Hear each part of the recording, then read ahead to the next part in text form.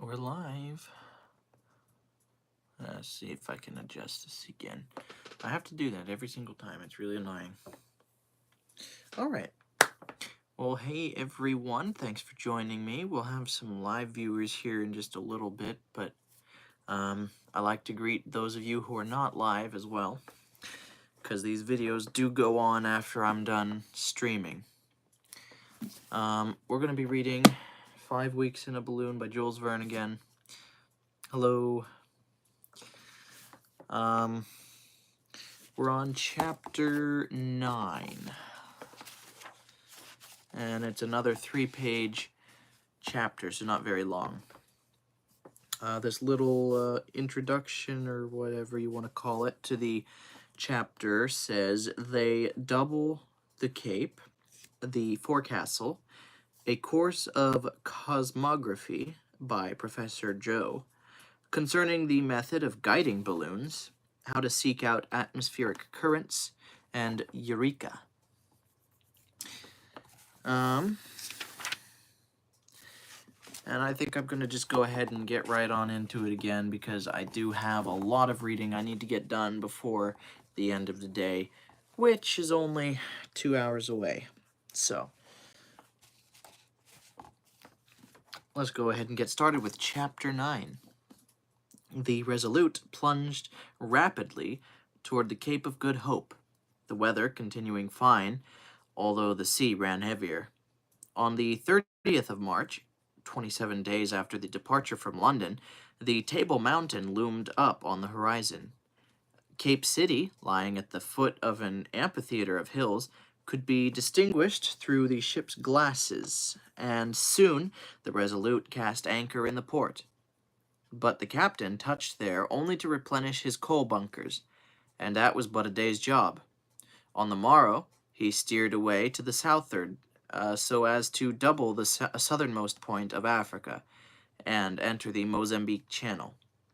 This was not Joe's first sea voyage, and so, for his part, he soon found himself at home on board. Everybody liked him for his frankness and good humor. A considerable share of his master's renown was reflected upon him. He was listened to as an oracle, and he made no more mistakes than the next one. So, while the doctor was pursuing his descriptive course of lecturing in the officers' mess, Joe reigned supreme on the forecastle, holding forth in his own peculiar manner, and making history to suit himself, a style of procedure pursued, by the way, by the greatest historians of all ages and nations. The topic of discourse was, naturally, the aerial voyage. Joe had experienced some trouble in getting the rebellious spirits to believe in it, but, once accepted by them, nothing connected with it was any longer an impossibility to the imaginations of the seamen, stimulated by Joe's harangues. Our dazzling narrator persuaded his hearers that, after this trip, many others still more wonderful would be undertaken. In fact, it was to be but the first of a long series of superhuman expeditions. You see, my friends, when a man has had a taste of that kind of traveling, he can't get along afterward with any other. So, on our next expedition, instead of going off to one side, we'll go right ahead, going up, too, all the time. Humph!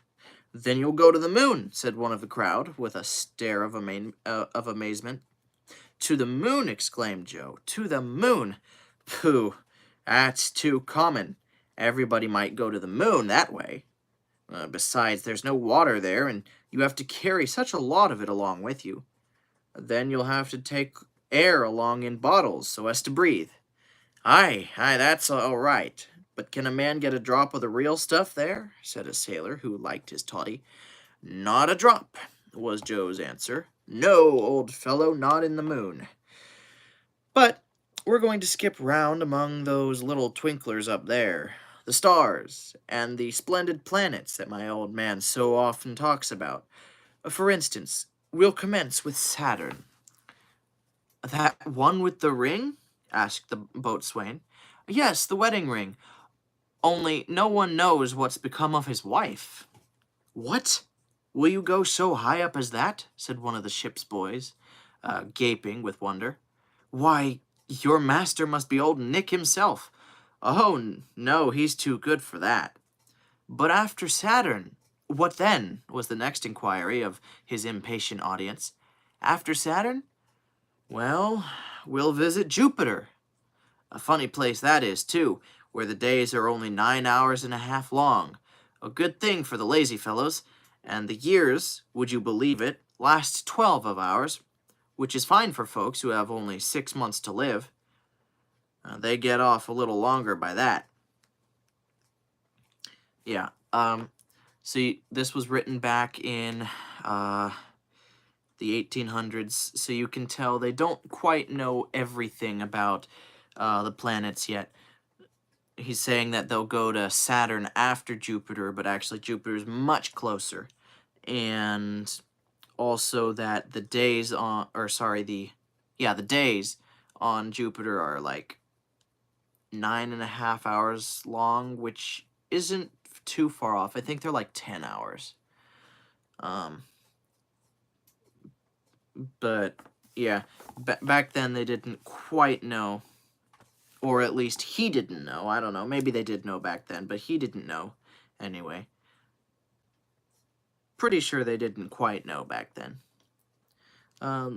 12 years, ejaculated the boy. Yes, my youngster, so that in that country you'll be toddling after your mammy yet. And that old chap yonder who looks about 50 would only be a little shaver of 4.5. Blazes, that's a good 'un, shouted the whole forecastle together. Solemn truth, said Joe stoutly. But what can you expect? When people will stay in this world, they learn nothing and keep as ignorant as bears. But just come along to Jupiter and you'll see.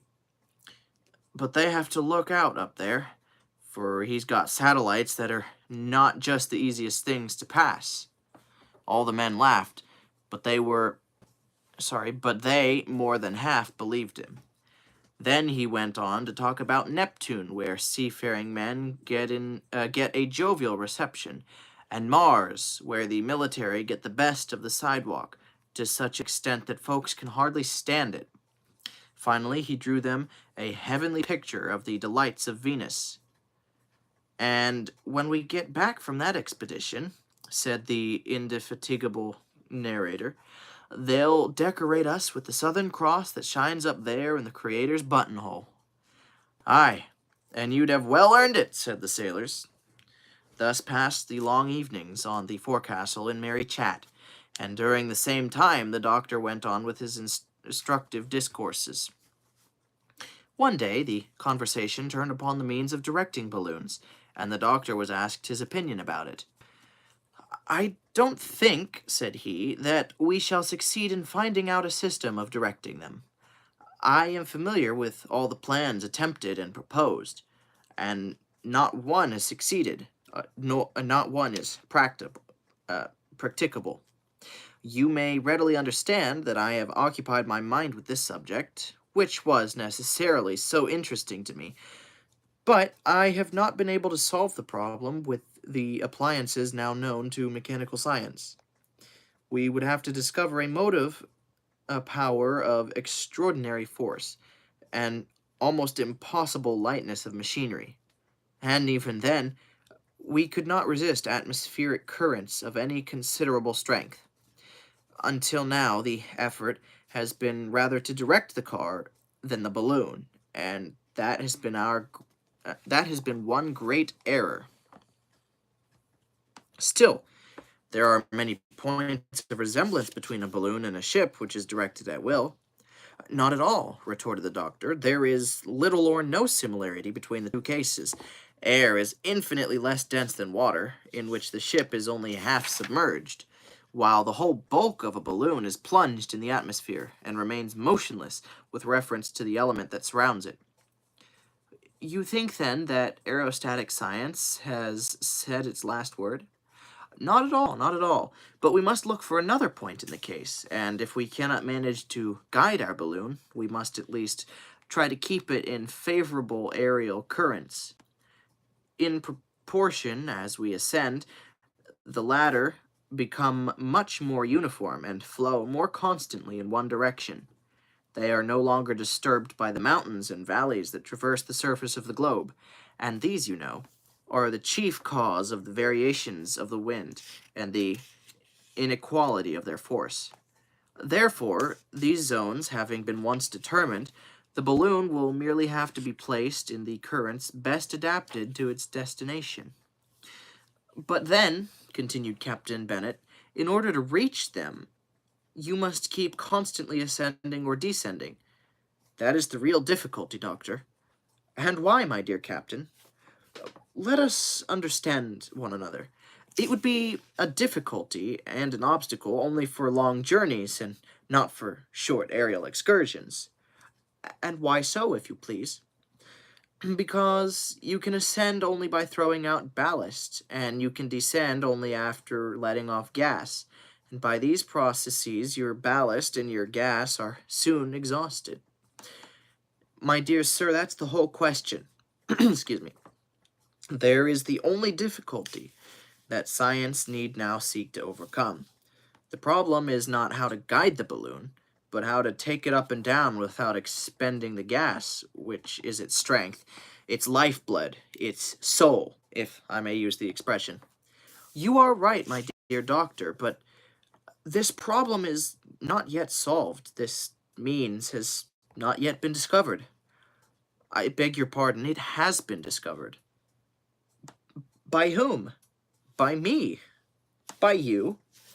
You may readily believe that otherwise I should not have risked this expedition across Africa in a balloon. In 24 hours, I should have been without gas.